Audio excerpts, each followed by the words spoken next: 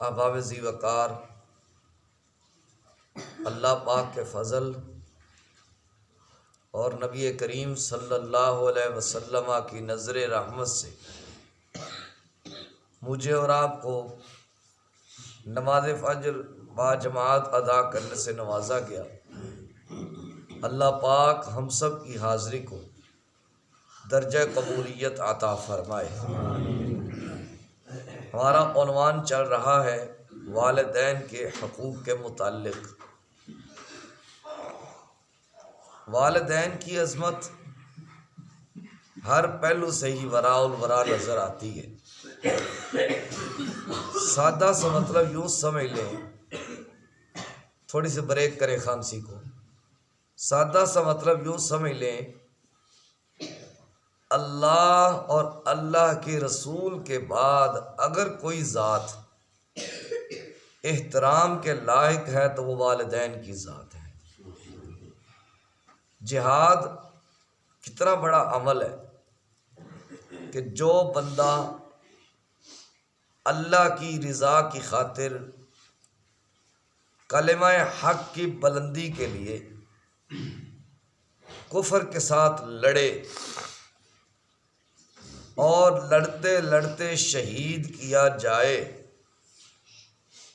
اس کا خون کا قطرہ زمین پر گرنے سے پہلے اللہ تعالیٰ اس کو اپنا دیدار عطا فرما دیتا ہے۔ اتنا بڑا رتبہ۔ اور شہید سے جو اللہ کی رضا کے لیے شہید ہوا ہو، اس سے حساب کتاب بھی نہیں لیا جائے گا، اور شہید کو عذاب قبر بھی نہیں ہوگا۔ اور شہادت کتنا بڑا رتبہ ہے، کتنا بڑا مقام ہے۔ نبی کریم صلی اللہ علیہ وسلم خود فرماتے ہیں کہ میری خواہش یہ ہے کہ میں کلمہ حق کی بلندی کے لیے اللہ کے راستے میں لڑوں، مارا جاؤں، پھر زندہ کیا جاؤں، پھر مارا جاؤں، پھر زندہ کیا جاؤں، پھر مارا جاؤں، پھر زندہ کیا جاؤں۔ یعنی اتنی بڑی سعادت ہے۔ شہادت اتنی بڑی سعادت ہے کہ جس کی خواہش خود سرکار دو عالم صلی اللہ علیہ وسلم خود فرما رہے ہیں۔ اور شہید کل جب قیامت کے دن اللہ پاک کی بارگاہ میں حاضر ہوگا جنت میں، تو اللہ پاک سب کچھ اس کو عطا کرے گا، اور اللہ پاک پوچھے گا میرے بندے اور کچھ چاہیے؟ یا اللہ تیری جنت میں سب کچھ موجود تو ہے، لیکن جس وقت میں نے جام شہادت نوش کیا تھا نا، تو جو لطف تو نے اس وقت عطا فرمایا تھا وہ ذرا دوبارہ اپنا دیدار عطا فرما دے۔ یعنی شہادت اتنی ایک عظیم سعادت ہے۔ اور جہاد کرنا بعض دفعہ فرض بھی ہوتا ہے، لیکن آئیے نبی کریم صلی اللہ علیہ وسلم کی خدمت اقدس میں ایک صحابی حاضر ہو گئے۔ عرض کرتے ہیں یا رسول اللہ صلی اللہ علیہ وآلہ وسلم، میں جہاد پر جانا چاہتا ہوں۔ کس پر جانا چاہتا ہوں؟ جہاد پر جانا چاہتا ہوں، آپ مجھے اجازت عطا کیجیے۔ اب کتنی بڑی سعادت ہے۔ پہلے میں نے آپ کے سامنے کنسپٹ عرض کیا، لیکن نبی کریم صلی اللہ علیہ وسلم نے فرمایا کیا تیرے والدین زندہ ہیں؟ عرض کیا جی یا رسول اللہ صلی اللہ علیہ وسلم، میری اماں بھی زندہ ہے، میرے ابا بھی زندہ ہے۔ میرے نبی نے فرمایا چل گھر لوٹ جا، ان کی خدمت کر، اللہ گھر بیٹھے جہاد کا ثواب عطا فرما دے گا۔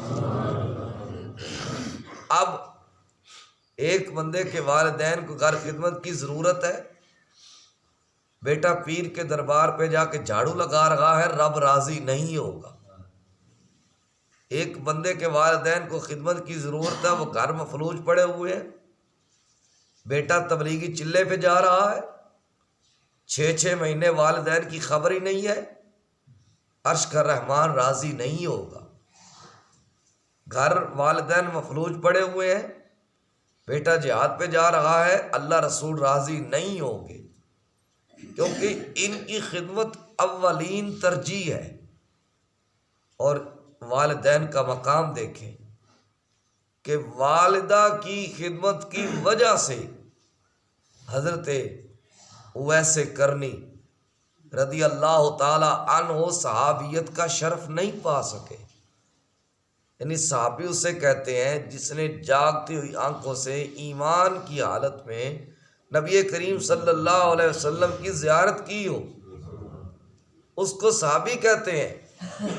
حضرت اویس کرنی رضی اللہ تعالی عنہ نے حضور کا زمانہ تو پایا ہے، لیکن شرف صحابیت سے مشرف نہیں ہو سکے۔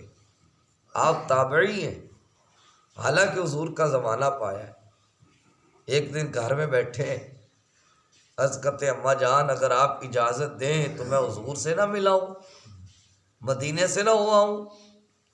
فرمایا بیٹا چلے جاؤ، لیکن خیال کرنا اگر نبی گھر میں مل جائے تو مل لینا، ورنہ پیچھے واپس آ جانا، میں نبی نہیں ہوں، مجھے خدمت کی ضرورت ہے۔ حضرت اویس کرنی رضی اللہ تعالی عنہ دوڑے، یمن سے دوڑے، کرن سے چلے، پاؤں میں جوتا نہیں ہے، عشق کے ساتھ مدینے جا رہے ہیں۔ حضور کے گھر پہ پہنچے، حضور کا دروازہ کھٹکھٹایا، اندر سے اماں جی عائشہ صدیقہ رضی اللہ تعالی عنہا نے پوچھا کون ہے؟ عرض کی میں غلام اویس آیا ہوں۔ حضور کدھر ہے؟ کہا حضور گھر نہیں ہے۔ آپ رونے لگے اور اماں جی سے کہا آپ ذرا سائڈ پہ ہو جائیں، میں اس جگہ کی زیارت کر لوں جہاں پہ میرے رسول چلا کرتے ہیں۔ گھر کی زیارت کی، واپس پلٹ گئے۔ اماں نے پوچھا بیٹا مل آئے ہو؟ نہیں اماں آپ نے کہا تھا گھر میں ہو تو مل لینا، گھر میں نہیں تھے میں نہیں مل کے آیا۔ پھر ایک زمانہ گزرا، کہا اماں اگر اجازت ہے تو مدینے میں سے نہ ہوا ہوں؟ ویسے کرنی بولے ماں اجازت دیجئے مجھ کو، جدائی میں تڑپتا ہوں مدینہ یاد آتا ہے۔ کہا بیٹا چلے جاؤ، اگر مسجد میں مل جائیں تو مل لینا، ورنہ واپس آ جانا۔ گئے مسجد نبوی شریف صلی اللہ علیہ وسلم میں حاضر ہوئے، حضور نہ ملے، واپس آ گئے، روتے ہیں اماں میں نے 2 دفعہ ٹرائی کی ہے، حضور مجھ سے ملاقات حضور کی نہیں ہو سکی۔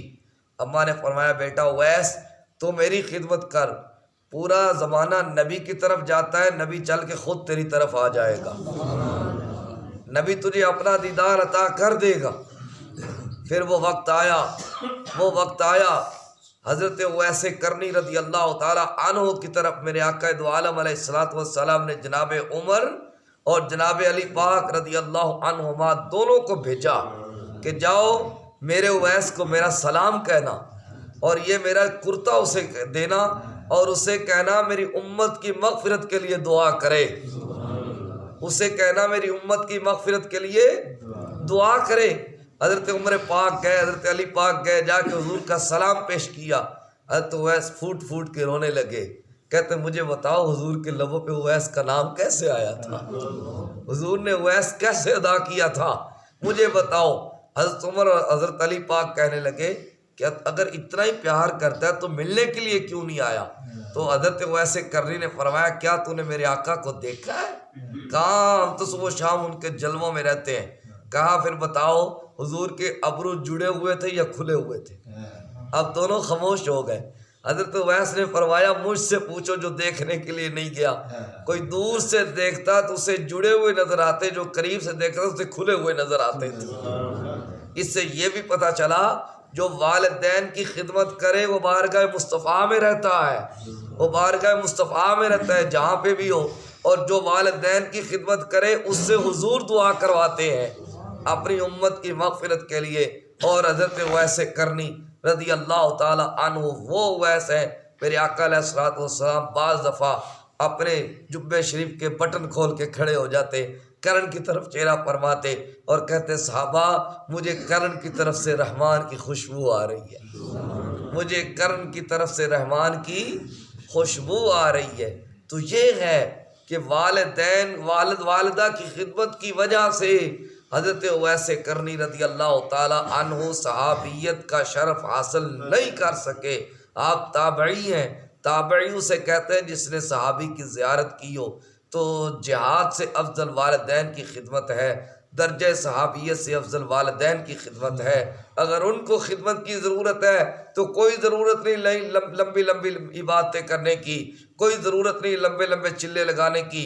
وہ باعزید مستامی رحمۃ اللہ علیہ کے بارے میں آتا ہے کہ آپ نے ایک دفعہ اپنی والدہ سے اجازت لے لی، اماں مجھے میرے حق معاف کر دے، میں نے اپنے رب کو منانا ہے، جنگلوں میں چلے گئے، اللہ اللہ کرتے رہے، کئی سالوں کے بعد مستام سے گزر ہوا، کہا چلو اماں سے ملتے چلتے ہیں، گھر کے دروازے پہ گئے، رات کا سما ہے، کہا اماں کو میں نے جگانا نہیں ہے، پہلے اتنی دیر سے میں اماں کے پاس نہیں ہوں، تہجد کا وقت ہوا، تہجد کے وقت آپ کی اماں اٹھی اور وضو کی آواز آئی، دروازہ کھٹکھٹایا، وہاں یزید مستامی رحمۃ اللہ علیہ کی والدہ کہتی اللہ میرا بیٹا تجھے منانے کے لیے نکلا ہوا ہے، تو اس سے راضی ہو جا۔